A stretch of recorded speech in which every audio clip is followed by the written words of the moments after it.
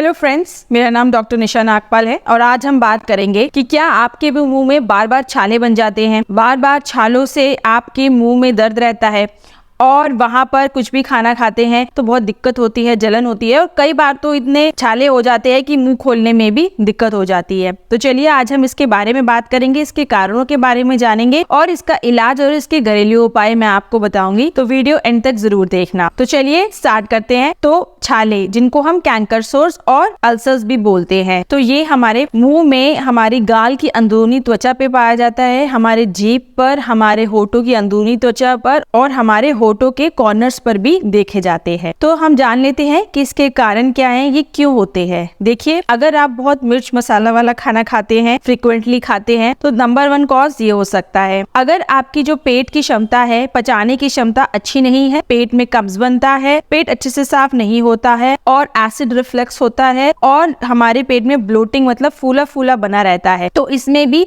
छाले होने की संभावना हो जाती है। इसके बाद हम बात करेंगे, अगर कई लोगों का ऐसा होता है, खाना खाते समय जो अंदरूनी त्वचा होती है हमारी गाल की, वो दांतों के बीच में आती रहती है, तो उसके कारण वहां पर व्हाइट कलर की कई बार चीक बाइट देखी गई है या फिर वहां पे छाले बन जाते हैं। इसके बाद हम जानेंगे कि अगर कोई आपके अंदर विटामिन की डिफिशियंसी के कारण भी मुंह में छाले हो जाते हैं, जैसे कि vitamin B12, zinc and iron. Next, dry mouth, मुंह सूखा रहना, इसको बोलते हैं ज़ीरोस्टोमिया भी बोलते हैं इसको, और इसमें क्या होता है, मुंह सूखा सूखा रहता है। तो अगर मुंह की अंदर की जितनी भी जीभ, गाल सब सूखी सूखी रहेगी तो जल्दी से इन्फेक्शन बढ़ने के चांसेस बन जाते हैं। इसके कारण यहाँ पर छाले भी बन सकते हैं। नेक्स्ट कारण ये हो सकता है, अगर किसी भी तरह का आपको बैक्टीरियल इन्फेक्शन है, फंगल इन्फेक्शन है या फिर वायरल इन्फेक्शन है, इसके कारण भी हमारे मुंह के अंदर फंगल इन्फेक्शन, अल्सर्स, छाले बन सकते हैं। नेक्स्ट, हार्मोनल इम्बैलेंस, ये जनरली लेडीज में देखा जाता है। जब लेडीज के पीरियड्स होते हैं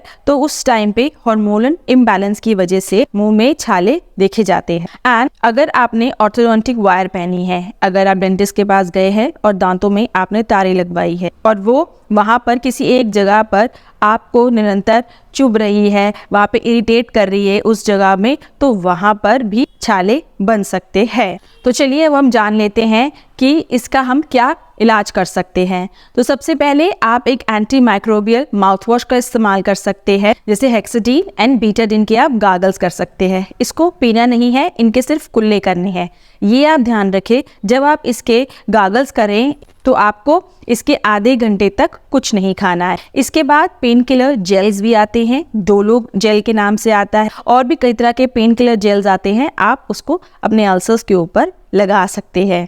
इससे भी काफ़ी आराम मिलता है।